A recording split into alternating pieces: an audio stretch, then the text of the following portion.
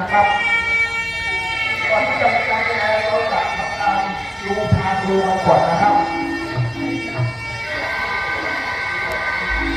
ลูกขอไหว้สิ่งศักดิ์สิทธิ์ณที่นี้อย่าเอ็ดมองไม่บอกว่า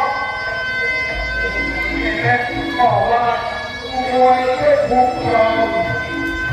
ลูกทั้งของแม่ดูไม่ตกไหว้เจ้าที่ไหว้เจ้าพระวัดสนาไหว้พระเอาไหว้พระสงฆ์ไหว้ทุกเทวดาที่อยู่ยงไหว้วิญญาณตัวพ่อผู้หนูส่งโปรดรับมา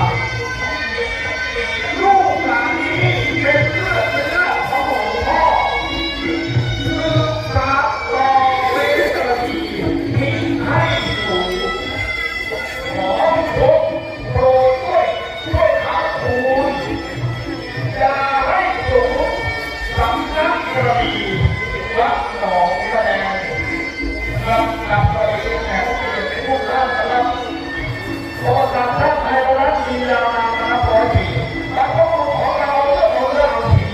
ผมก็ฝากเลยให้เราได้ดูสุขสบายมาจนถึงทุกวันนี้นับตั้งแต่กรุงสุโขทัยมาถึงศรีอยุธยากรุงธนบุรีเกิดโดยกรุงรัตนโกสินทร์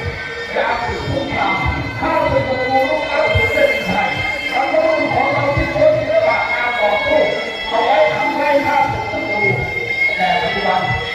ถ้าใจหายอาจจะเป็นเรื่องว่าอารยธรรมของเราต่างชาติเราเผยแพร่ในสังคมไทยโดยเราเองเราที่อยู่ในด้านยุโรป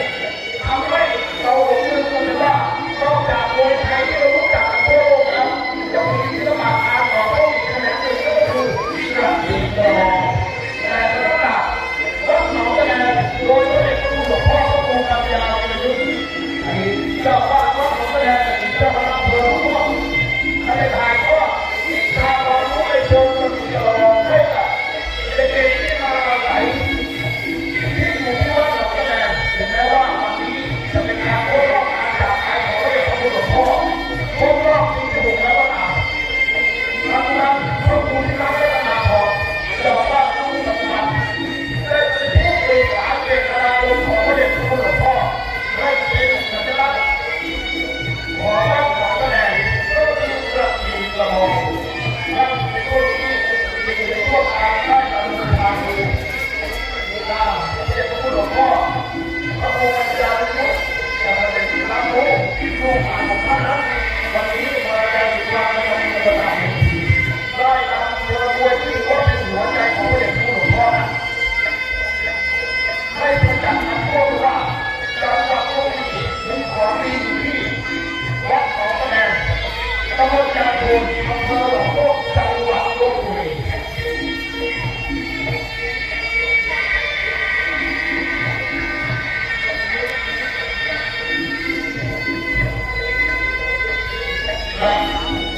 การได้ประชาชนได้ได้รับความได้รับการดูของน้องนะครับสำหรับต่อไปเป็นการแสดงนะครับเราเริ่มจากแข่งสุดน้องลูกสุดของวันนี้จะมีการสื่อภาษาระหว่างฝ่ายเลือดเก่าและเลือดใหม่เอาละครับวันนี้กระบี่น้องลูกสุดของวันนี้จะมีการเราเป็นคู่แข่งเราเป็นกันเข้าแข่งแข่งแข่งแข่งแข่งแข่งต้องมีให้กินเลยแข่งแข่งเอาละนี่นะวันนี้จะมีโอกาสที่จะ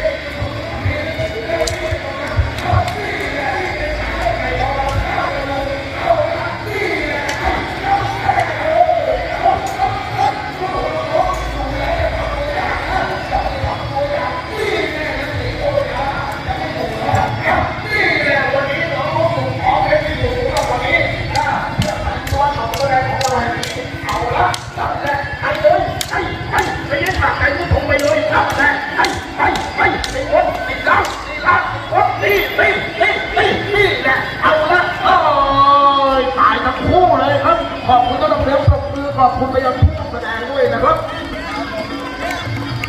เก่งรอวันสร้างกระดูกลูกเก่งมากเลยลูกขอบคุณนะขอบคุณยกต่อไปลงสู่สนามเลยครับ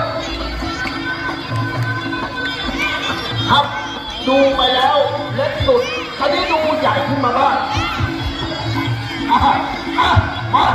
นั่นแหละไอ้โน้ตยังอยู่ในกระบี่อยู่ในประวัติศาสตร์จารึกไว้ว่าวีรสตรีไทยน่าจะเป็นคุณโมคุณมุกนั่นแหละวันนี้แหละมาโบกวิญญาณกันเลยไอ้นั่นแหละไอ้นั่นแหละลูกนั่นแหละเอาเลยนี่แหละใครอยู่ใครไปปั๊มมันไปเลยไม่ต้องยันเวทีนี้ไม่มีคำว่าเพื่อนทิ้งไว้ข้างล่างเวทีวันนี้ต้องเป็นการแสดงเอาละมาไอ้นี่แหละไอ้นั่นแหละไอ้นี่แหละไอ้นั่นแหละไอ้เลยใครล่ะใครจะแน่ตบหน้าด้วยฝ่าเท้าไม่หนึ่งฉากเอาละมาถือว่าเป็นการดูถูกดีกว่ามานี่แหละไอ้เลยไอ้ตีเลยลูกนี่แหละมาให้รู้ไปเลยใครจะอยู่ใครจะไปหนึ่งเดียวของอำเภอหนองบัวคือวัดหนองกระเบนแห่งนี้ตาคอเฮ้ยเป็นยังไงตายไอ้ต้มเนื้อเขียวย่อมตายครับขอบคุณเจ้าหน้าที่ปรบมือเป็นแรงใจให้กับสนุกน้องๆนะครับครับและขอบคุณไปยังผู้แสดงด้วยนะครับไปเลยดูผู้หญิงก็ไปแล้วดูผู้ชายกันบ้างมาดูผู้ชายจะอยู่ในกระบี่มาเอานับเขาจะเป็นหลวงพ่อกันนิดนึงเอาเขาลบกันมาเลยเอาละสองคู่นั้นไปยิงหย่อนไปเลยเราผู้ชายต้องรุนแรงไอ้ตั้งนะไอ้เลยมาใครอยู่ใครไปอยู่นี่แหละไปเข้าไปเลยลูกนั่นแหละไปนั่นแหละไปนั่นแหละปัดไปเลยให้ปัดไปแล้วผมไปเลยนะให้คนที่อยู่ที่บ้านได้ยินเสียงนี่โอ้โหมันอะไรของบรรยากาศนี่ล่ะโอ้โหเวทีมันเคลื่อนลูกพ่อไม่เจ็บไม่เจ็บให้ไหมไอ้ชุดม่วงนี่ชุดเขียวมันจะอยู่ใครจะไปเล่านั่นแหละไอ้นี่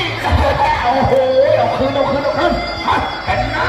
ผู้ชมบอกแต่งหน้าเอาเลยจัดไปนั่นแหละไอ้นี่แหละยกขึ้นไอ้นี่ก็ยกกันได้แล้วก็ยกขึ้นหนาวด้วยเจอ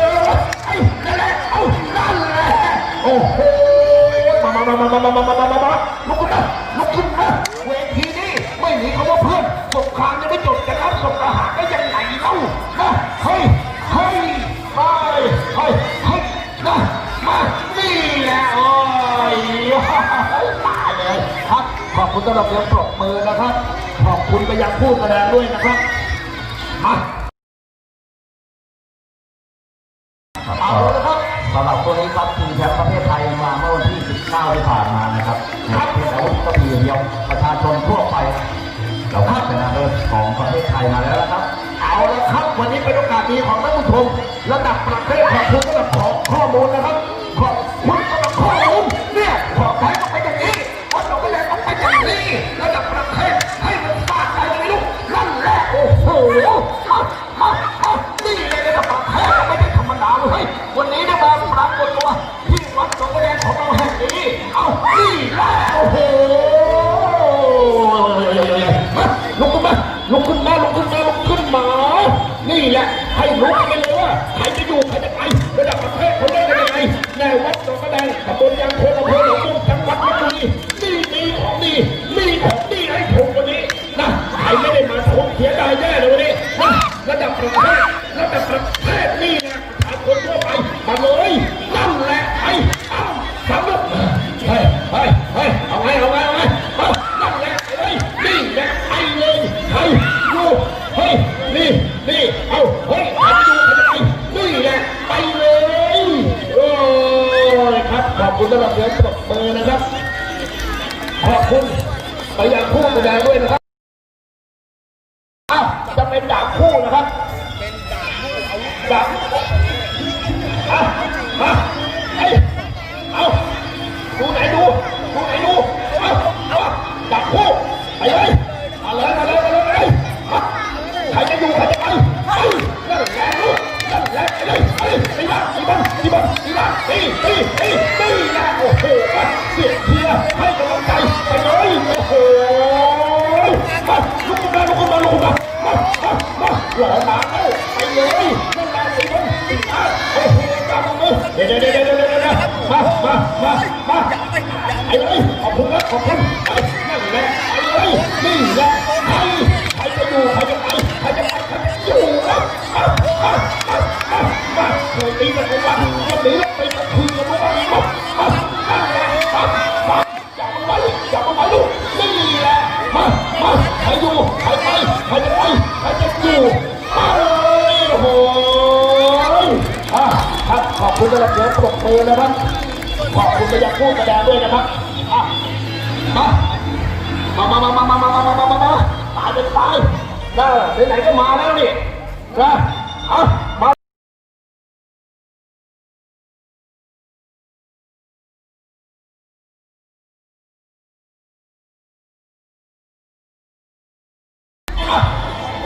แล้วความตื่นเต้นเร้าใจถ้าไม่เป็นก็หัวใจนะครับระวังสักนิดไม่เป็นจากจริงอีกเช่นเดียวกันเมื่อสักครู่นี้ดูไปแล้วกระบี่อันนี้จะเป็นจากคู่เอาลงก็มาให้ฝากใจคู่กันก่อนเองเลยมาเอ้ย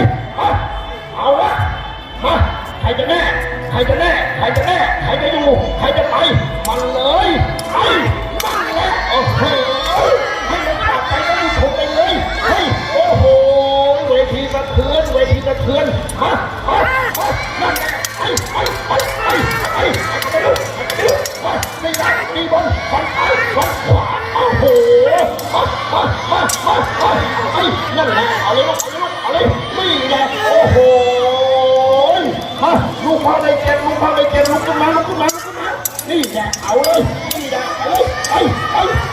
ไม่ยั้งมือเอานับออกนมออกความทำเจ็บตัวฟรีมาเลยมาเดินผ่านกันคนนี้หนึ่งมาดูให้ดีมาใครจะอยู่ใครจะไปนั่นแหละไปเลยนี่แหละไปเลยนี่แหละโอ้โหมานี่แหละให้ฝากใจท่านผู้ชมไว้ในคู่นี้ตายทั้งคู่เลยครับขอบคุณบัตรเสียงปรบมือนะครับขอบคุณไปยังผู้แสดงด้วยนะครับมาขอบคุณจริงๆครับขอบคุณจริงๆนะของนี้หาดูได้ยาก